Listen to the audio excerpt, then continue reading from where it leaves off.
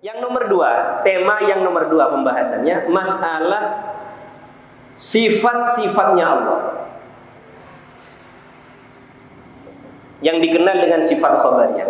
Ada kelompok kanan, ada kelompok kiri. Allah di dalam Al-Quran dan hadis menjelaskan tentang bagaimana Allah itu.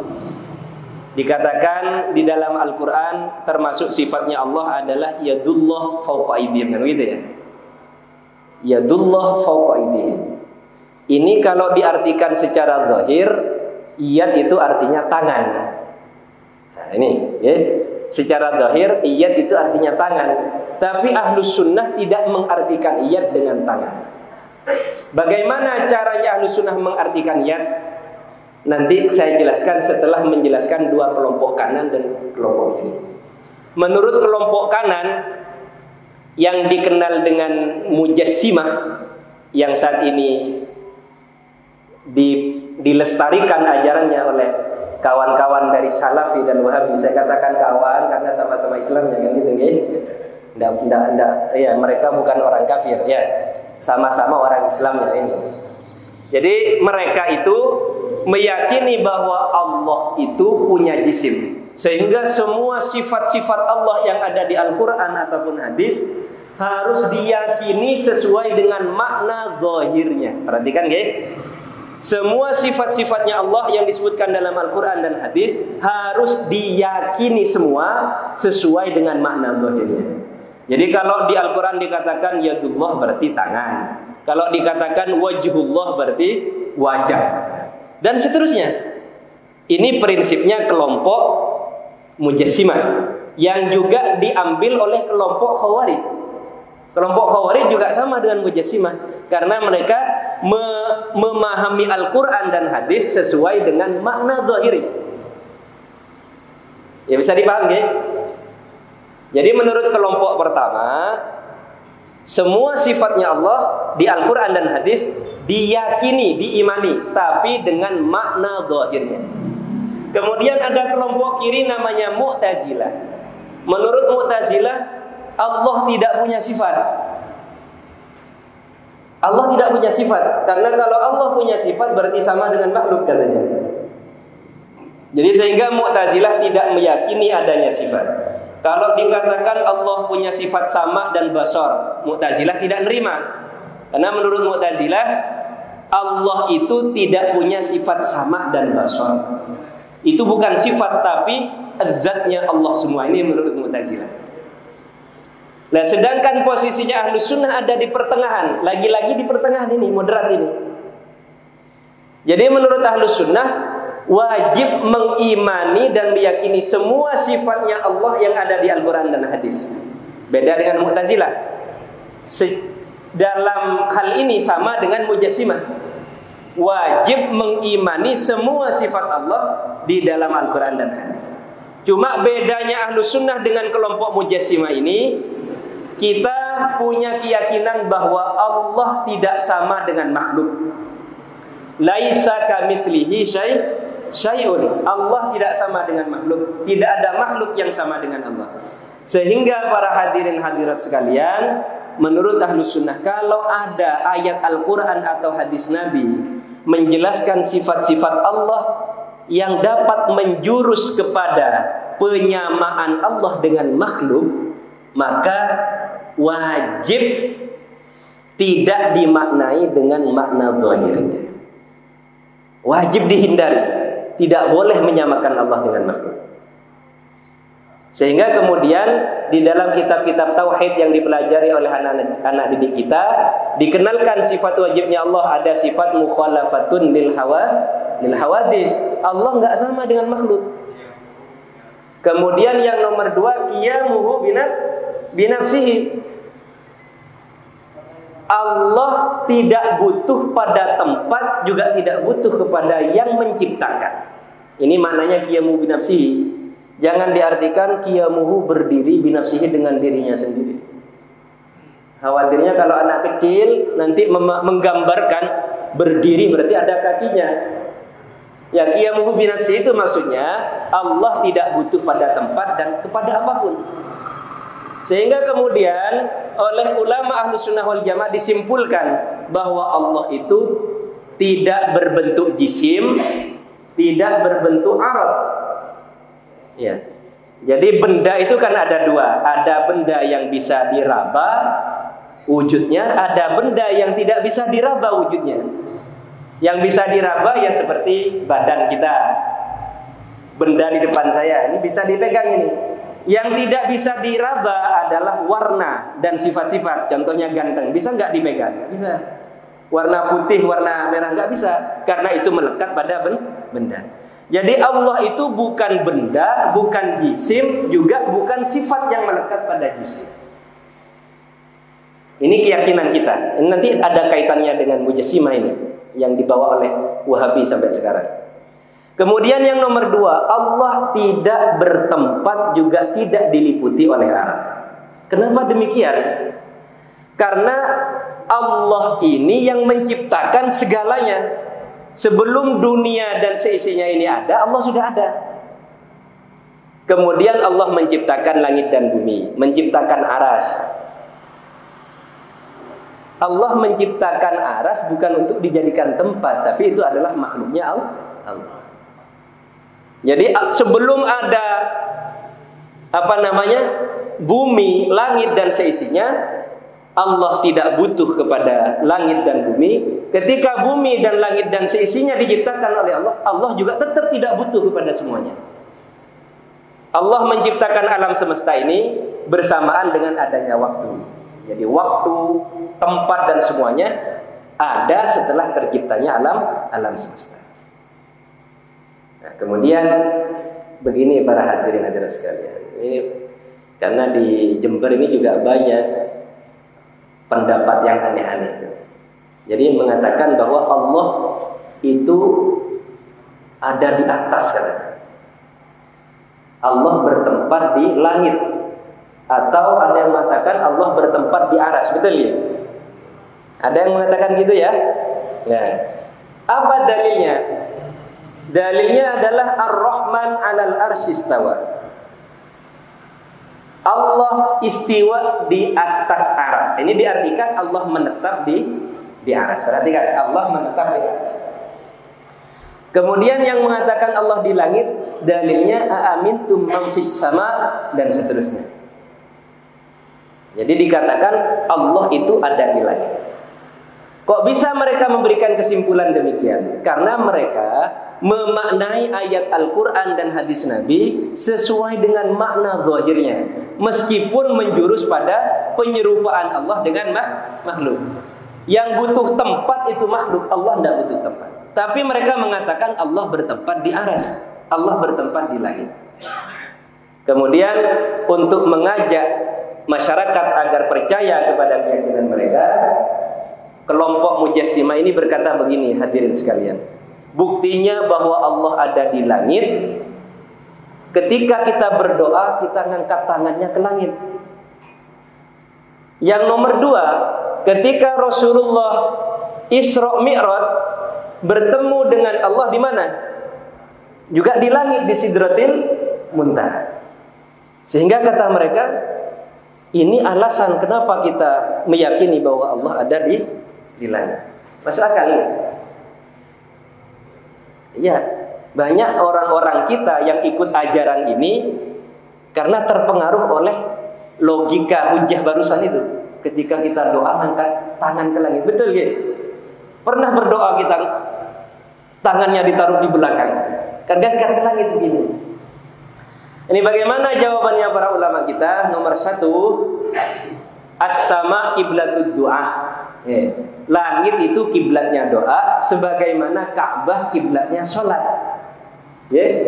Jadi Ka'bah itu kita menghadap ke Ka'bah waktu sholat, karena itu jadi kiblat, bukan karena Allah ada di dalam Ka'bah. Masuk akal ya? Langit itu kiblatnya doa, bukan berarti Allah ada di langit, tapi karena langit adalah kiblatnya doa, sehingga kita ngangkat tangan ke langit itu karena langit kiblatnya doa, bukan berarti Allah ada di langit. Sebagaimana kita sholat menghadap ke Ka'bah, itu karena Ka'bah kiblatnya sholat, bukan karena Allah ada di dalam Betul ya? Mana sekarang yang masuk akal? Nah, yang nomor 2, yang tadi itu akal-akalan itu. Yang ini yang beneran masuk akal ini. Kemudian yang nomor 2, peristiwa Isra Mi'rajnya Nabi. Bagaimana cara menjawab hujahnya mereka? Ini tidak ada kaitannya dengan Allah. Ini kaitannya dengan Kanjeng Nabi. Allah ingin berjumpa dengan Kanjeng Nabi di tempat yang paling spesial bagi Nabi, yaitu Sidratil Muntaha. Itu diciptakan oleh Allah just for Kanjeng Nabi, hanya untuk Kanjeng Nabi. Sehingga tidak ada makhluk selain Kanjeng Nabi yang nyampe kepada derajat tersebut. Bahkan malaikat Jibril yang mendampingi Nabi mulai dari langit pertama, kedua sampai ketujuh tidak diizinkan oleh Allah untuk ke Sidratil Muntaha. Mentok di langit ketujuh malaikat Jibril. Kenapa? Karena tempat itu spesial, dikhususkan untuk manusia yang paling spesial, yaitu Nabi Muhammad SAW. Jadi bukan berarti Allah ada di sana, keliru. Cuma Allah ingin berjumpa dengan Nabi di tempat yang paling spesial. Sehingga kalau dipaksakan ikut logikanya kelompok Mujassimah ini, bahwa Allah ada di atas langit, nanti akan bertabrakan dengan dalil-dalil Quran yang lain. Sehingga katanya para ulama, orang-orang yang memaksakan menerjemah dan memaknai ayat Al-Quran berkenaan dengan sifat Allah dengan makna zahirnya, itu nanti akan terjerumus pada kontradiksi antara satu dalil dengan dalil yang lain. Contohnya bagaimana? Dulu pada waktu dapat amanah tugas di Bandung oleh Kiai, ya kebetulan saya pernah di Bandung ngadepin orang-orang kayak gini ya, hampir 2 tahun. Jadi pada waktu itu ada pengajian Ustadz Salafi, Ustadz Wahabi, menerangkan Ar-Rahman alal arsy istawa, katanya Allah duduk menetap di atas aras. Kalau ada orang meyakini sebaliknya, berarti dia telah ingkar terhadap Al-Quran. Nah, ini kalau orang nggak paham kan bisa terpengaruh ini. Jadi diartikan Ar-Rahman alal arsy istawa, Allah bertempat di atas aras. Ini sesuai dengan Al-Quran katanya. Ini kan makna zahirnya nih, makna literik. Kemudian dia mengatakan kalau ada yang meyakini sebaliknya, ini berarti dia ingkar terhadap Al-Quran. Waduh, kok bahaya. Akhirnya ketika sesi tanya jawab, saya tanyakan, Pak Ustadz, mohon maaf saya tanya.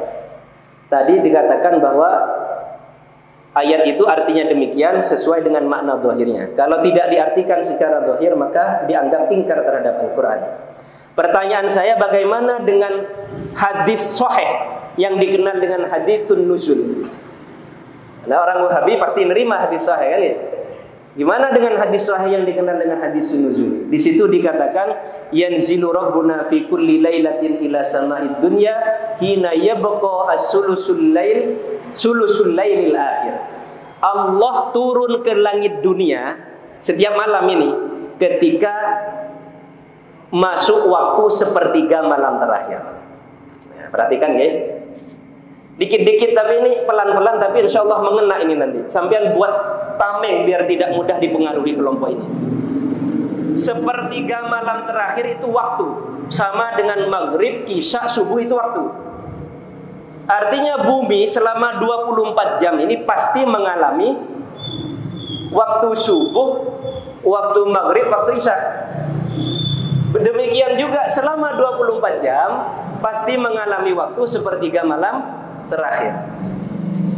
Pertanyaan saya, kalau selama 24 jam itu ada sepertiga malam terakhir, berarti secara zahir Allah turun selama 24 jam. Terus kapan duduknya di atas aras? Paham saya? Paham hadirin?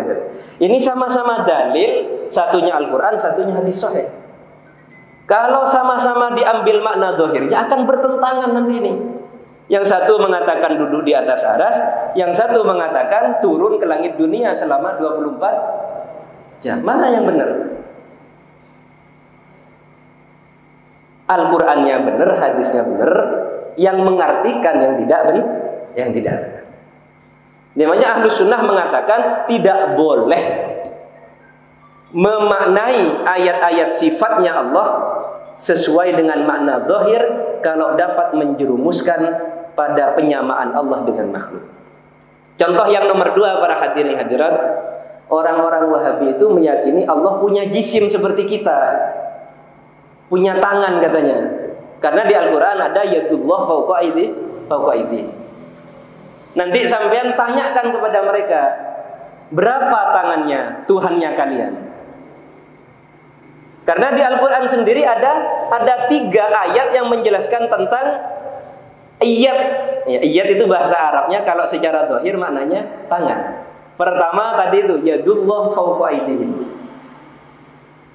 Kalau ikut bahasa Arab, iyad itu mufrad, artinya tunggal, satu. Kemudian di ayat yang lain Allah berfirman, bal yadahu mabsutatani yunfiqu bihima kaifa yasha. Yadahu ini tasniyah. Kalau menurut ilmu nahwu itu, tasniyah artinya 2. Ini kalau ikut secara zahir berarti tangannya Tuhan berapa? 2. Tadi 1, sekarang 2. Kemudian di ayat yang lain Allah berfirman, was-samaa'a banainaha bi'aidin wa inna lahu lamusibun. Aidin dalam bahasa Arab itu jamak, artinya beberapa tangan. Berarti tangannya 3 lebih ini. Maka kalau ada orang Wahabi mengatakan, ya Allah punya tangan tapi tidak sama dengan tangan kita, itu gimana maksudnya? Coba sampean nanti tanyakan, berapa tangannya Tuhan sampean? 1, 2, apa 3? Karena sama-sama ada keterangannya dalam Al-Quran.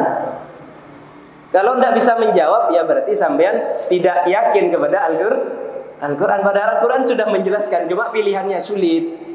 Yang satu menjelaskan tangannya 1, yang satunya lagi menjelaskan tangannya 2, yang satunya lagi menjelaskan tangannya Tuhan itu ada di. Nah ini bedanya kita dengan kelompok itu tadi tuh. Kita meyakini bahwa Allah tidak sama dengan makhluk. Sehingga ketika ada keterangan dalam Al-Quran yang secara zahir menyamakan Allah dengan makhluk, maka oleh Ahlus Sunnah itu disikapi dengan 2 cara. Nah ini masuk sudah pada ajaran Ahlus Sunnah. Disikapi dengan 2 cara, 2 madhab. Yang pertama madhab tafwid, fawwadha yufawwidu tafwid, artinya memasrahkan kepada Allah. Yadullah, apa artinya yadullah? Allah yang tahu. Bagaimana iyadnya Allah? Allah yang tahu. Jadi kalau sampean ngajar kitab ikut mazhab tafwid, ada ayat yadullah maka dimaknai dengan utawi iyati Allah, enggak usah dimaknai. Sesuai dengan anasnya sudah, utawi iyati Allah. Apa artinya? Dipasrahkan kepada Allah, Allah yang Maha Tahu. Kemudian yang nomor 2, madhab yang dipakai oleh Ahlus Sunnah adalah takwil. Jadi ketika ada ayat yang seperti tadi itu ditakwil. Ini madhab yang kedua, pertama tafwid, yang kedua takwil. Itu gimana takwil itu? Takwil itu maksudnya mengartikan suatu lafaz dengan makna yang nomor 2 atau nomor 3. Makna nomor 1 dihindari karena problematik, karena bermasalah. Contohnya yadullah kalau diartikan makna nomor 1, maka artinya adalah tangannya Allah. Padahal kalau Allah diartikan punya tangan, berarti apa bedanya dengan makhluk? Sedangkan Allah berfirman, laisa kamitslihi syai'un wa huwas samiul basir. Sehingga takwil ini arahnya nanti diartikan dengan makna yang nomor 2 dan seterusnya. Iyad dalam bahasa Arab ada yang bermakna tangan nomor 1, nomor 2 bermakna kekuasaan. Nah ini biasanya oleh ustaz-ustaz, oleh kiai-kiai ketika memaknai kitab yadullah utawi kekuasaan Allah. Ini namanya madhab takwil. Jadi ada madhab tafwid, ada madhab takwil. Ya demikian hadirin hadirat sekalian mengenai sifat-sifatnya Allah. Ini perbedaan Ahlus Sunnah dengan Mu'tazilah, juga perbedaan Ahlus Sunnah dengan Wahabi Salafi. Namun kalau ketemu dengan kelompok-kelompok yang meyakini bahwa Allah punya tangan dan seterusnya, sampean harus tahu bahwa dia adalah bukan Ahlus Sunnah wal Jamaah. Mereka kelompok Salafi yang secara tidak langsung menyamakan Allah dengan makhluk. Jadi sekali lagi Allah tidak bertempat, Allah tidak diliputi arah, Allah juga tidak berupa jisim, Allah juga bukan berupa sifat. Makanya dulu ada ulama dari Lebanon datang ke Sidogiri, namanya Syekh Samih Al-Kuhali.